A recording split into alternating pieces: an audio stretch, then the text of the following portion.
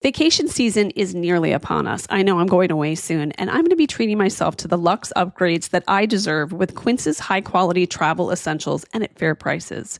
Like lightweight European linen styles from $30, washable silk tops and comfy lounge sets, with premium luggage options and stylish tote bags to carry it all. And the best part, all Quince items are priced 50 to 80% less than similar brands. Because by partnering directly with top factories, Quince cuts the cost of the middleman and then passes the savings on to us. And Quince only works with factories that use safe, ethical, and responsible manufacturing practices and premium fabrics and finishes, and I love that. My favorite right now, get the organic gauze shirt. My favorite is the Bayside stripe. Get it in that one. You're going to love it. For your next trip, treat yourself to the luxe upgrades that you deserve from Quince. Go to quince.com/KKC for 365-day returns plus free shipping on your order.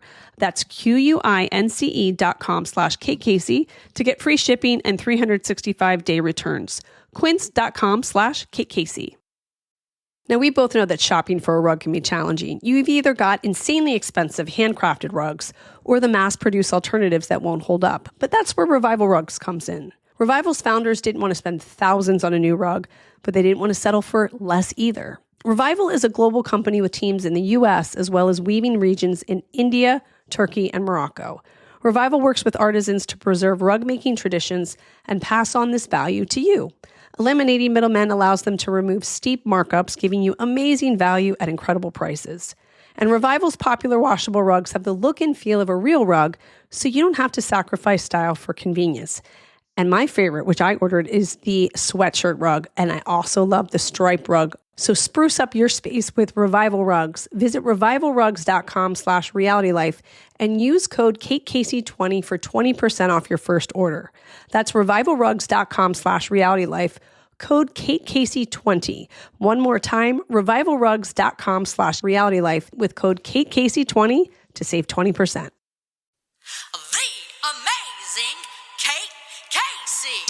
Welcome back for another episode of Reality Life with Kate Casey. Today's episode is about Bad Influence, the Dark Side of Kidfluencing on Netflix. This story begins in 2017 when 8-year-old Piper Rockelle began posting videos. They featured pranks and challenges to her popular YouTube channel, which amassed over 12 million subscribers. The videos included a rotating cast of tween friends that became known as the Squad. Collectively, they would create content and then cross-promote one another's personal media channels. Virtually every step of Piper Rockelle's success was engineered by her mother, Tiffany Smith, who invited a number of aspiring child stars to join her daughter on the YouTube channel. Over time, some members of the Squad moved in with Piper and Tiffany in order to increase their content output. Tiffany's questionable behavior and manipulation tactics eventually led Tiffany to oust some of the children from the group. Several felt that they were put into inappropriate situations and claimed Tiffany had a tendency to retaliate against those who questioned her judgment. In January 2022, 11 of those actors known as the Squad and their guardians filed a complaint in Los Angeles County Superior Court. They alleged that Rockelle's mother, Tiffany Smith, did not properly compensate them for work, that they were exploited and frequently subjected to an emotionally, physically, and sometimes sexually abusive environment perpetrated by Piper's mother. Although Piper Rockelle made as much as $625,000 a month, former Squad members claim that they often worked without a meal or rest breaks and were not given on-set schooling. In 2022, a Los Angeles Times investigation into Rockelle's business also reported more serious allegations. Some children said Tiffany Smith offered to show an 11-year-old girl how to perform oral sex, mailed her daughter's underwear to men, and touched Squad members inappropriately, and oddly, sometimes impersonating the voice of a dead cat while doing so. Tiffany Smith and Hunter Hill, her then boyfriend and colleague, denied the allegations in the lawsuit. In 2024, they settled the case for $1.85 million. This marked the end of an explosive saga that shed light on the murky, often unregulated world of child social media stars making large sums of money online. Matthew Sarelson, who represented the Squad, said that the settlement allowed the group to avoid a trial that he said would have taken months and required the kids and their parents and their friends and doctors to testify about things that the children would have liked to have put behind them. Before the lawsuit, Piper Rockelle was making between $4.2 million and $7.5 million a year. Tiffany Smith was essentially operating as the squad's employer. The parents trusted that she was following legal guidelines. California has some of the strictest child performer protections in the country. It mandates a maximum 8-hour workday, 3 hours per workday of on-set school instruction, and a state-licensed studio teacher or welfare worker present at all times. Child performers are supposed to keep 100% of their earnings. But what happens when you're a parent filming your child in a home? What if your child is filming in another parent's home? Child labor laws, which do apply to social media creators, are often not enforced. Child performer advocacy groups have lobbied for regulatory reform, but it's been an uphill battle overhauling protections for kids that work online. Following the allegations, YouTube demonetized her channel, which caused her business to lose $300,000 to $500,000 a month, and that's according to court records. In 2022, Tiffany Smith told the Los Angeles Times that she believed the claims arose from the plaintiff's, quote, financial jealousy of a 15-year-old girl, unquote. My guests today are the executive producer, Nile Cappello, who chased the story since 2018, and the co-directors, Jenna, Rosher, and Kief, Davidson. This is my interview with Nile, Jenna, and Kief about this most perplexing and disturbing story. Bad Influence, The Dark Side of Kidfluencing is a 3-part investigative docuseries. It comes to Netflix on April 9th. This series peels the curtain to reveal Piper's former squad mates' disturbing stories of alleged exploitation, cult-like manipulation, and abuse at the hands of Tiffany Smith. Here's my interview with Nile Cappello. I'm off to Hawaii soon, and I've been looking for great dresses, suits, bags, and sandals for my trip. You know who else needs stuff? My almost 16-year-old daughter. Now, where can I find all of those things in one place? Revolve. And I know that you love Revolve too. Over 1,200 brands and 100,000 styles from across high-end, emerging, and exclusive labels in fashion, beauty, and home goods. Consistently offering the latest and most sought-after trends in fashion from top brands like Lovers and Friends, Love Shack Fancy, Misa, and Zimmermann. I just ordered a pink Japanese dress, a gold clutch, gold sandals, and a monogram necklace, and I might even wear it to my niece's graduation too. Authentic, high-quality products, new arrivals daily, inclusive sizing. From last-minute getaways to party dressing and seasonal upgrades, Revolve has you covered with fast 2-day shipping and easy returns, all on them. And for a limited time, you can shop a curated selection of my favorite styles at revolve.com/KateCasey and receive 15% off your first order with code KateCasey. That's revolve.com/KateCasey to shop my top picks and get 15% off your first order with code KateCasey. The offer is only valid for a limited time, so do not miss out. There are so many things in life we just never get around to. Taking up that hobby, cleaning out the garage, the little things that don't really make huge differences in our lives. Yet, there's one thing that most of us have probably been neglecting that can have a huge impact on our family's future. It's life insurance.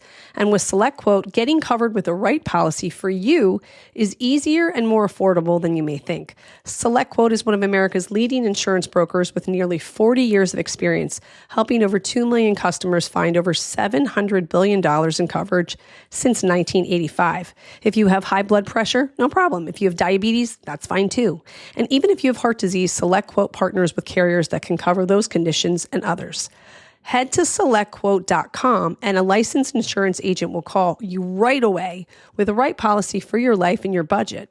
SelectQuote, they shop and you save. So get the right life insurance for you for less at SelectQuote.com/realitylife. Go to SelectQuote.com/realitylife today and get started. That's SelectQuote.com/realitylife. The story that has to be told. You got it.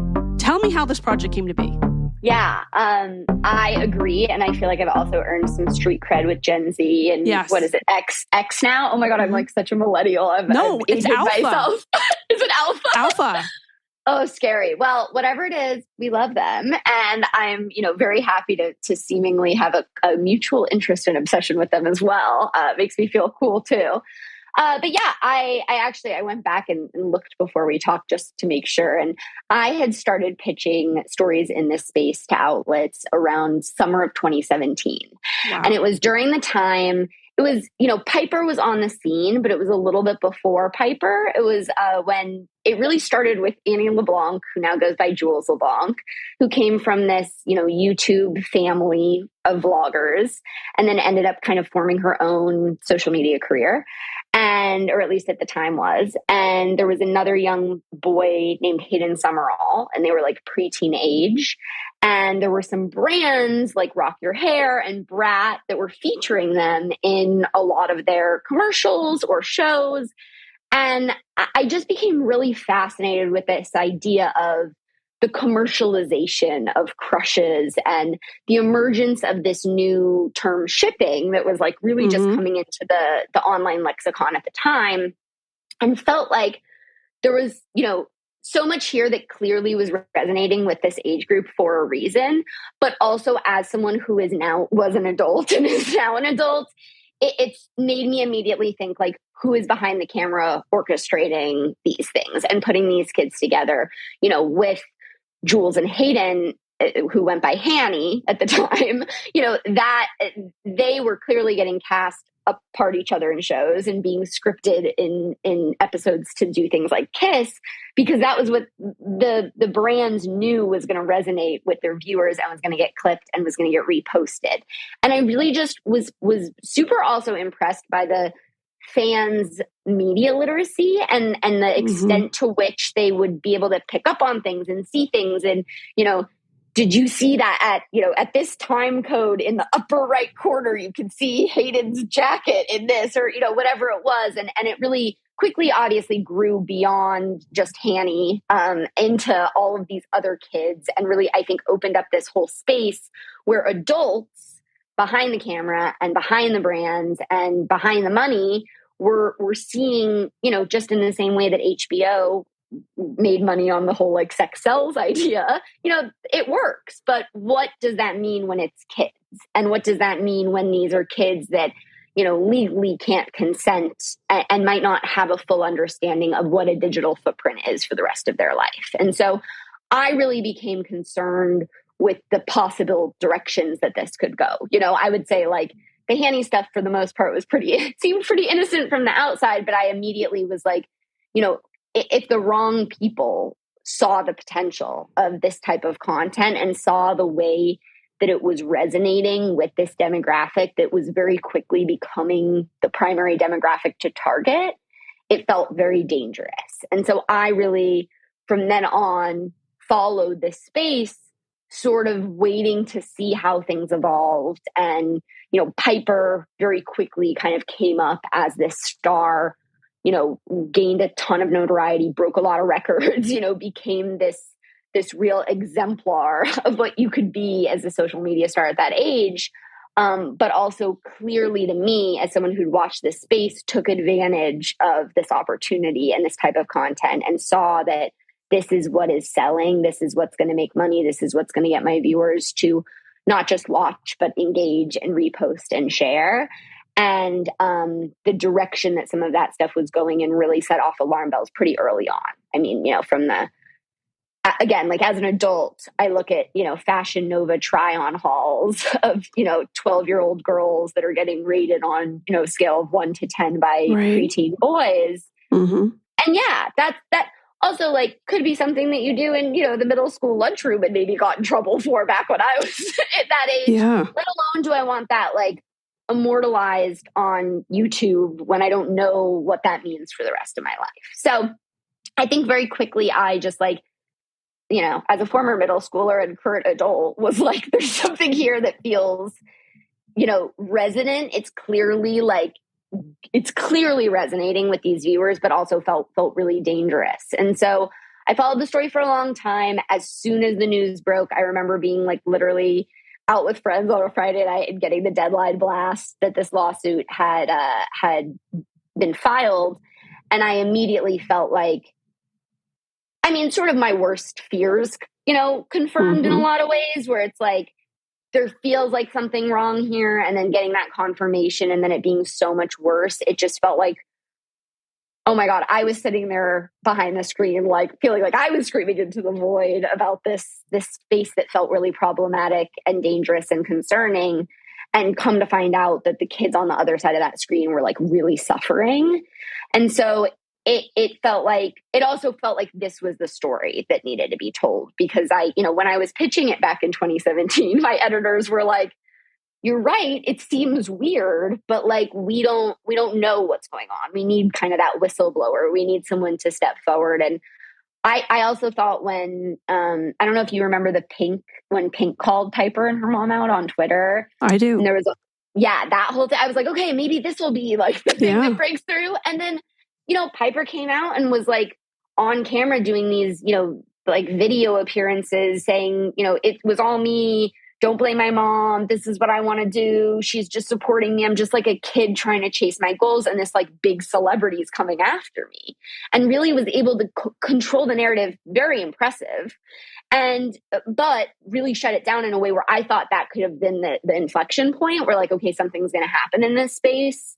But then when the lawsuit happened, I was like, okay, this could finally break through and really be a way of telling a story that is, yes, about this group of kids, but also has this much larger, reason to talk about it. And I think hits on a conversation that a lot of us are having in our real lives about how much of our kids are online, how much is safe, what do we interact with, why do I have this weird parasocial relationship with these other people's kids that I don't know, but like I watch them online. And I think we're all sort of reckoning with what that means, especially for minors. And this felt like, unfortunately, the most extreme and most tragic example, but certainly not the only one. But hopefully felt like if we could tell this story in a powerful way, it could potentially make a difference for kids in the future, in the same way that we had, we had the Coogan Law for reasons. We had these laws because of kids like Shirley Temple and, all of these victims that were, for a long time, the industry entrusted that responsibility to the parents, and they realized that not all parents can be trusted with that responsibility. And I think we're having the same reckoning now on social media, where it's like, okay, yeah, we've entrusted that like parents are doing this for the right reasons and are going to protect their kids, but what if they don't? And what if they're willing to do anything for money? And that is very, very scary, I think. And this felt like a really an opportunity to have that conversation that I think we're all kind of wanting to have right now. How hard was it to get people to realize just how dark this wild west of content creation is? Because to your point, and having kids of my own, I used to say years ago, my kids don't watch reality shows, they watch YouTube. That is their reality show. And my daughter 100%. Can tell you every name of every kid in a family that has a YouTube. That is their obsession. That's who they would talk about. But all of these parents were letting their kids go unchecked. So they would be watching these families. And as you mentioned, paying attention to every single detail.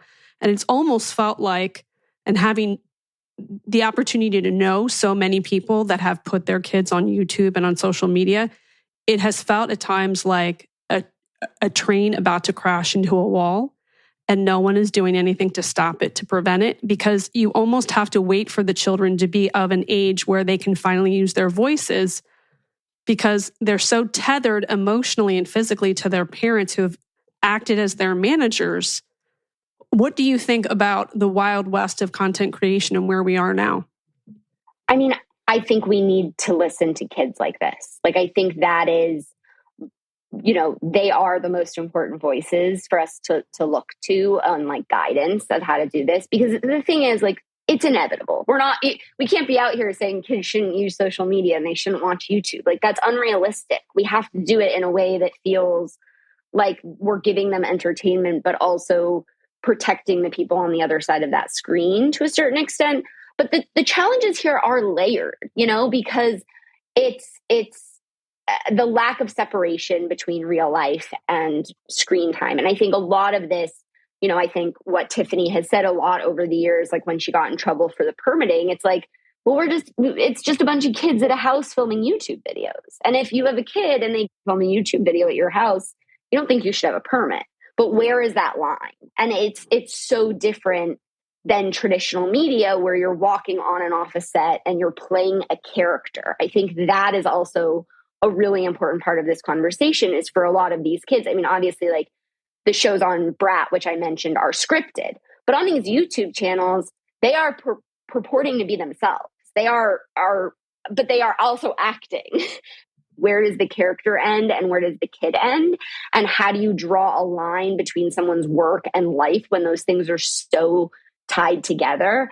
And then for the kid on the other side of it, how as a 12-year-old or 13-year-old or 14-year-old do you separate those two things? How do you separate having a relationship with someone for a YouTube channel that you're saying their name and holding their hand and they're calling you by your name and you're spending all this time together? How do you separate that? Mm-hmm. I remember being in middle school and having friends say like, what about that guy? I heard he likes you. And you're like, I've never noticed that person before, but suddenly I'm kind of interested. And like, yeah. But what if that was an adult whispering in your ear? And what if that adult was making money off of that? And and then what if it was going to be on YouTube for the rest of your life? So I think it's much blurrier and much more gray area because the separation between work and life and character and real person, all of those things are really blurred. I think I'm curious if your daughter picked up on this, but like, I think one of the most interesting things that will come out of this series for the viewers, the kids who actually watch her, is that these are roles that were casted. I mean, these kids came through LA casting ads. These are not, organic, natural relationships, but that doesn't mean that they didn't form real friendships. And so it's also, I think, I'm so all about listening to the kids, but that becomes very complicated when you have, a 14-year-old or a 15-year-old saying, these are all my best friends. I don't care if mom, you think that this is not cool. It is. And I want to do this. And frankly, they have the money to be able to do it. And how do you stop a kid from participating in something like that once the kind of train is moving? How do you pull it back? How do you discipline a kid who makes 50, 100, so much money where I'm grounded. I'm going to order an Uber. Like, what do you do in that situation? And so I just think there's a lot of layers here that make it, to be fair, extremely hard to legislate and extremely hard to kind of figure out the way to like put laws in place that protect these kids, but also don't prevent kids from being kids at the same time. Like, I don't think anyone thinks that, like I said, 4 kids getting together and filming a YouTube video should need a permit. But I certainly think that kids that are working, full-time jobs as YouTube creators with schedules and, mandatory hours that they're putting in are working 10 to 12 hour days with, no mandatory lunches, no tutors, none of these things. Like, I think that's problematic too. What is your hope after this airs? My hope is that everyone sees that the kids are victims, all of them. And that includes Piper. And I think that is really clear when you watch it, that these kids are doing it for other kids, including Piper, and that their love for her is like so unbelievably strong and unwavering. And I was really moved by that, especially I think like her cousins' testimonies and their ability to speak to just like, we love her so much. I mean, Sophie, these were people who lived with Piper, who were like sisters to her. And so I think, I really hope that people can see like these kids are being incredibly brave by talking about their stories and coming forward. And also, the parents too. But I also think when you hear the full stories and you see things like, how do you discipline a kid who has unlimited money and could order an Uber? You can't ground a kid like that. Like, I think there are really unique challenges here in the parents' role as well and navigating that. And I just think like it becomes a lot easier to understand how this all happened once you see where these kids came from, what they were, all the good parts of it too. I mean, I think in any high control situation that you end up in, there's a really positive, hook that you're getting brought in with. And I think it's so understandable why these kids thought this was the best thing that had ever happened to them, and that they're doing it because they genuinely like want to see change and don't want this to happen to other kids. And they feel like it will if they don't speak up, which frankly, I mean, like, you know, Piper is continuing to film with new people every couple of weeks. So I think that they are being incredibly brave by coming forward with their stories, and they're doing it for the right reasons. And that everyone, including Piper, you know, deserves to be able to make their own decisions. I think that's, you know, the autonomy being given back to the kids was really a big part of the way that we wanted to approach this, and really focus on giving them a voice and them feeling like this is an opportunity for them to be heard in a way that maybe they haven't been before. I can say too, watching it, I just want nothing but the best for these kids. And I think that that's going to be a really nice takeaway, is that anybody who's unfamiliar with the story will suddenly feel such hope, hope for all of the kids to not only find their own voice, as you said, but to create careers that really feel like they're authentically themselves and not like they're creating a character to pay the bills for somebody else. I completely agree. I mean, I think these kids have talents, and I want them and hope that they have fruitful careers in front of them doing whatever they want to do, because they're smart and, you know, have learned, I think, a lot, unfortunately, things like lessons that they shouldn't have had to learn, but they did.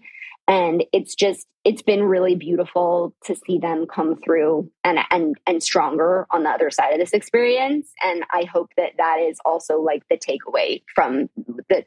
When people watch this, they are proud of the kids and want to support them the rest of their lives. And I, you know, for me, that includes Piper. Like, I hope that Piper succeeds.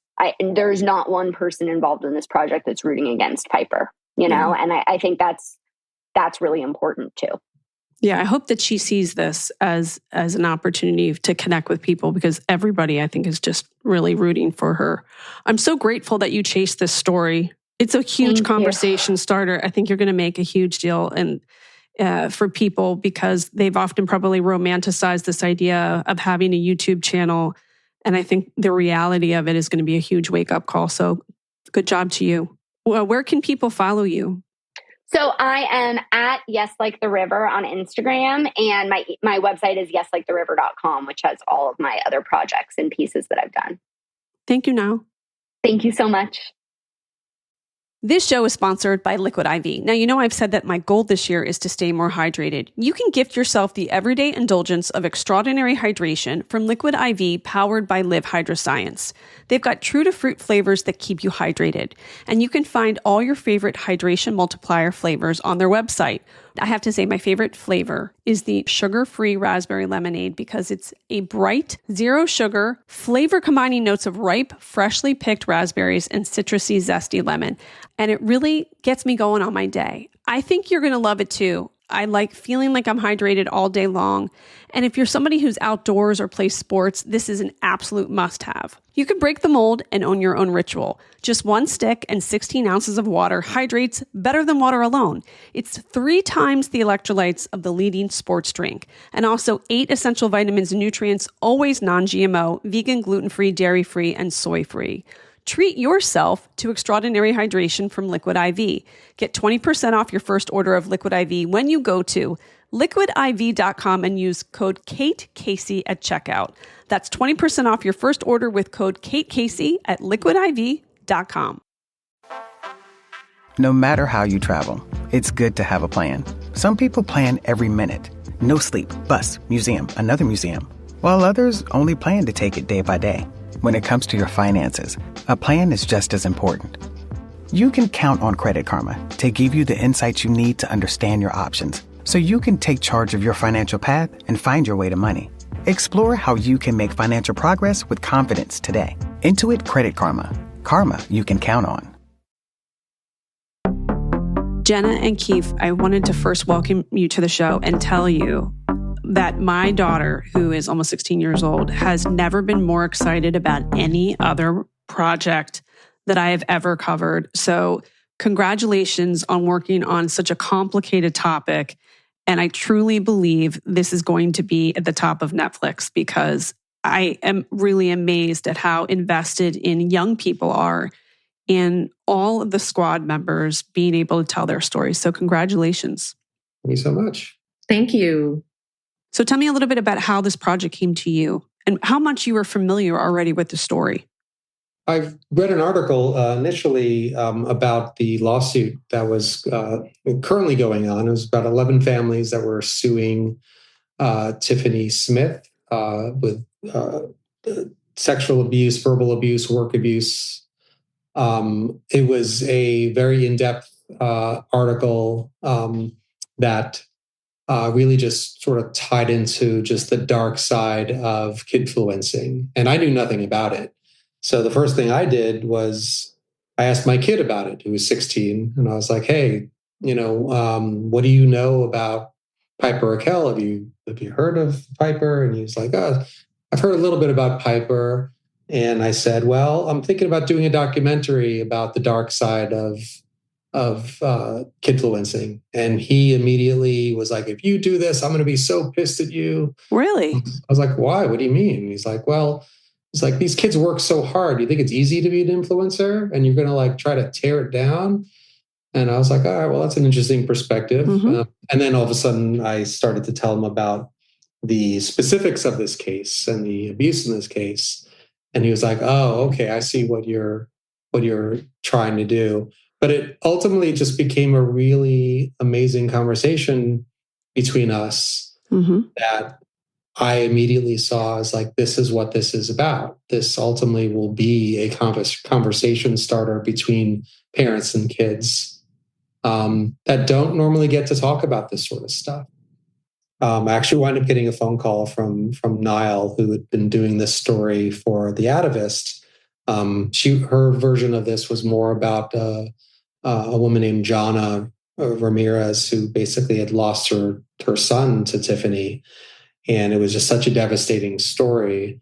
So we all decided to partner on this.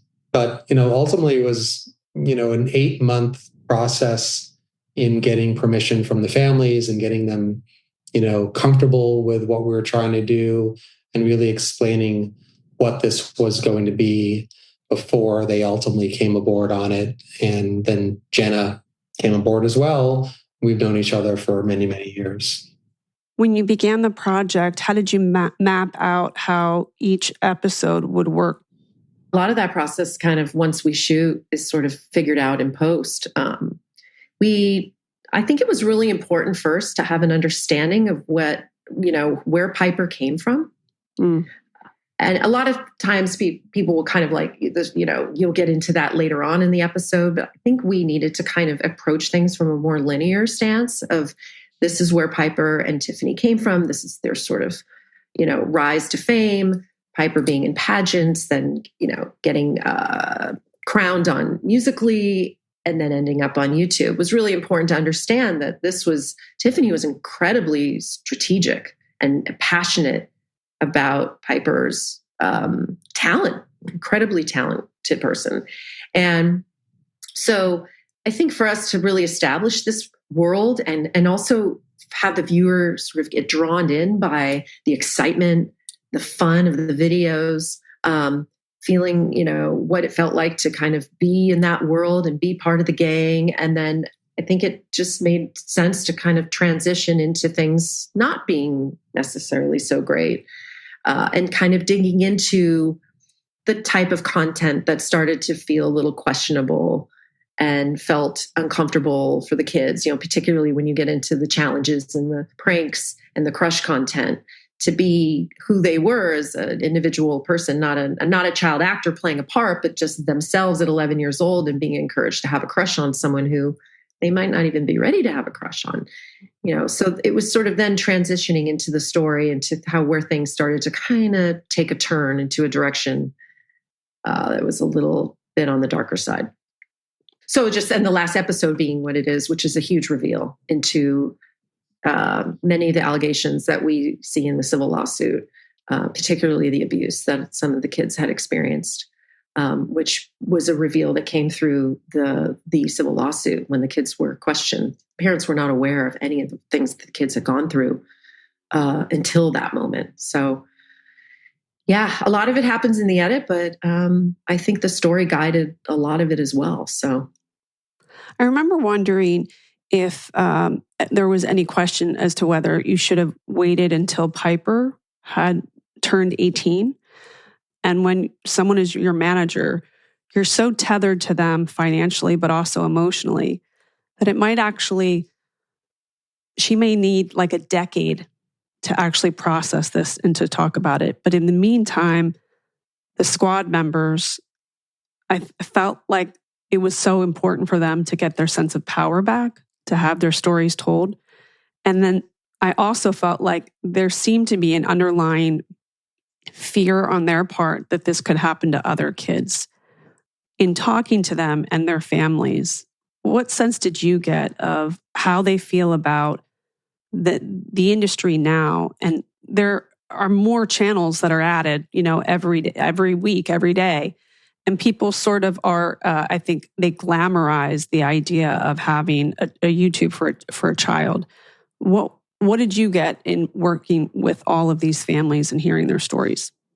Well, there's no question that every single one of them that participated in the doc, they felt the urgency to get the story out there.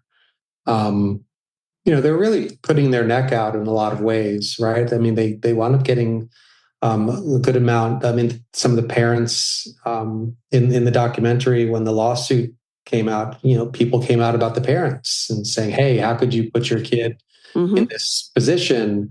And it was very difficult for them. And I think they were dealing with a lot of the guilt around that and processing it. It's like when you're in basically a cult, which is how they've described it for so many years, you can't see what was really going on until you leave it. So once they left it and they were able to look at this now from a very different sort of point of view, they realized that, we have to do everything we can to prevent other people from going through what we went into.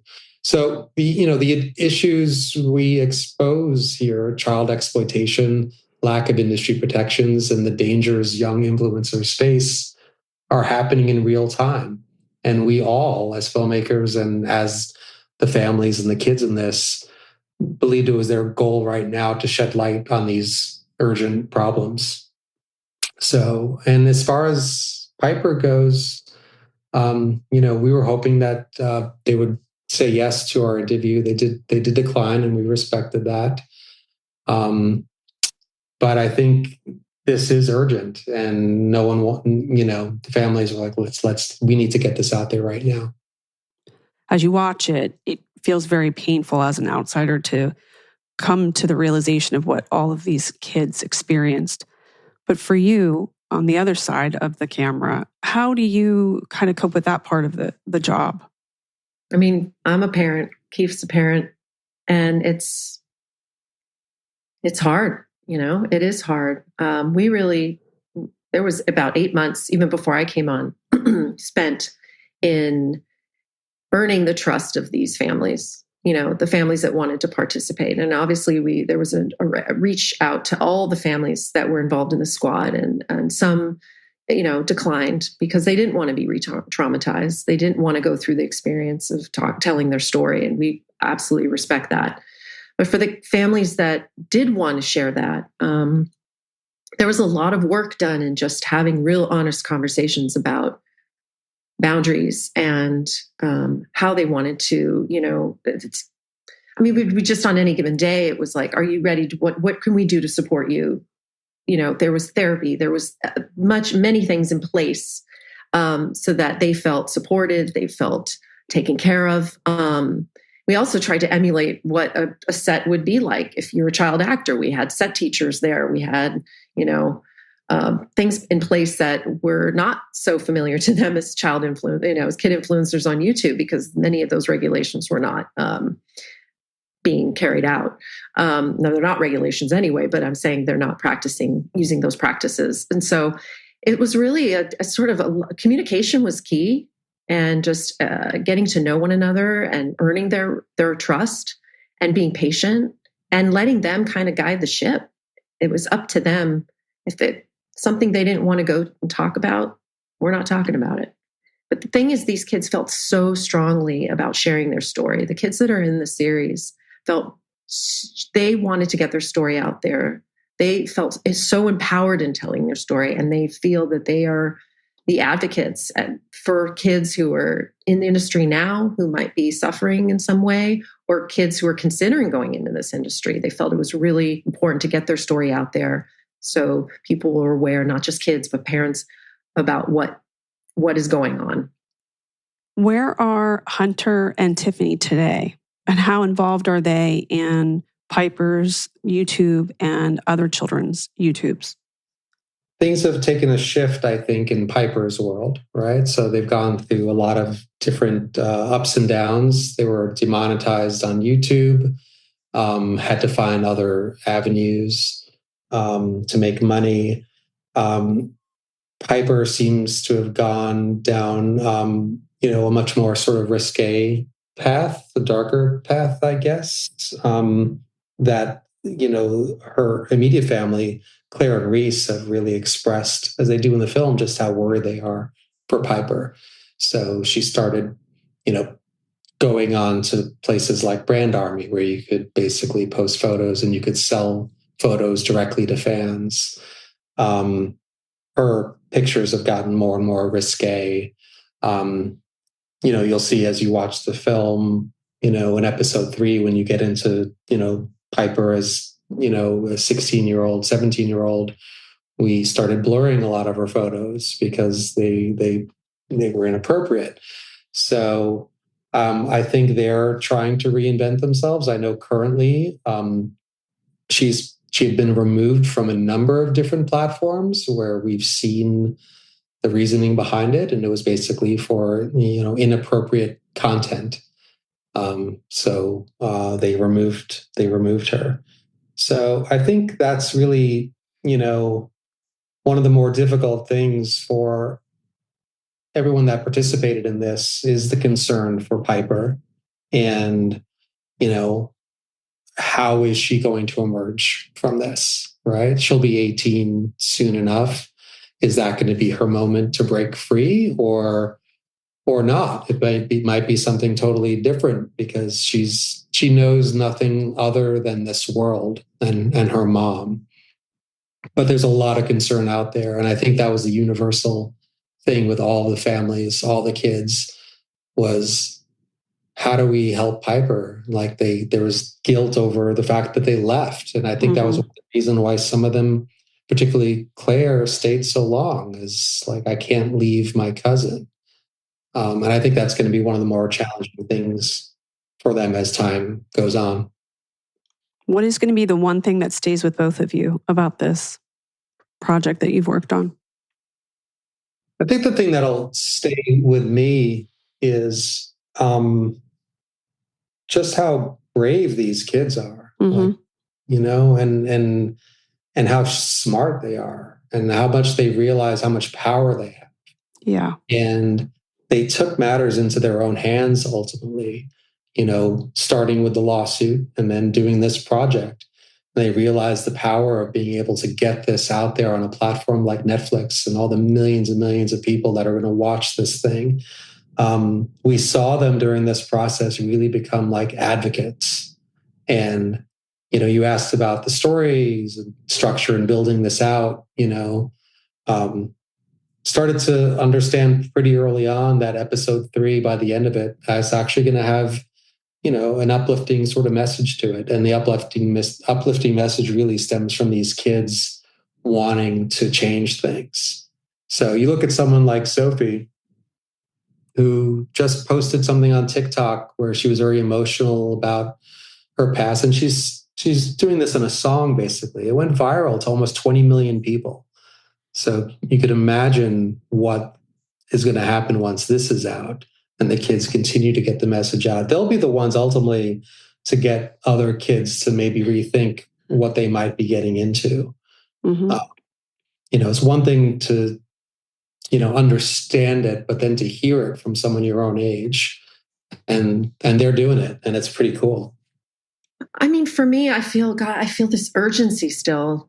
I feel this urgency, I want this to come out because I want people to see and to hear these kids' stories, because they're filled with such courage. And it's everything that, Kief said about the kids, because I just adore each and every one of them. I really do. And it took so much bravery for them to come forward and tell their story. And I echo in their mission, which is to get this out there and also for there to be change. And I know we say that a lot about everything, change, but I think it's an opportunity for all of us as really a society, not just parents, but a society to look at what are we doing here, right? We're commodifying children.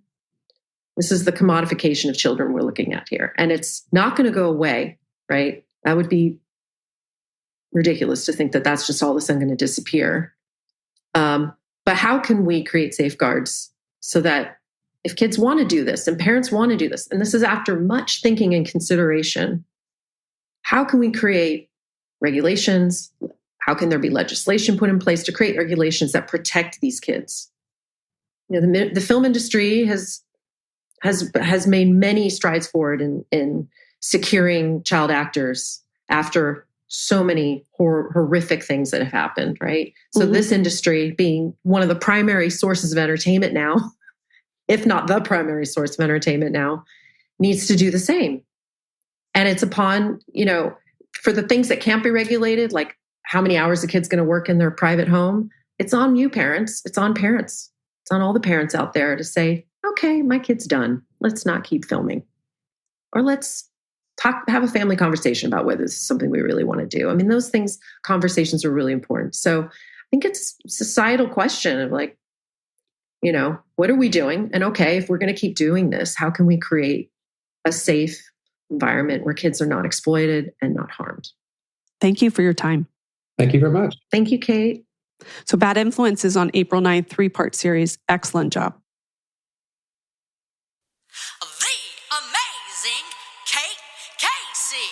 I want to thank my wonderful guests, Nile, Jenna, and Kief, and remind you to subscribe to the podcast and make sure that you leave a 5-star review.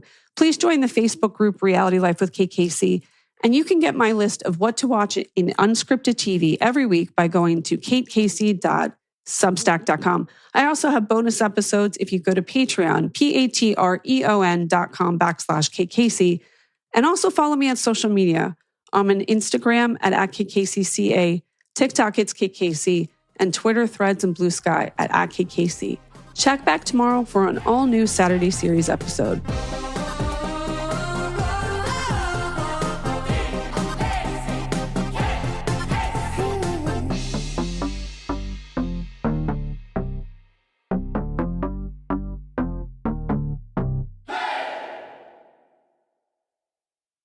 Okay, let's be real.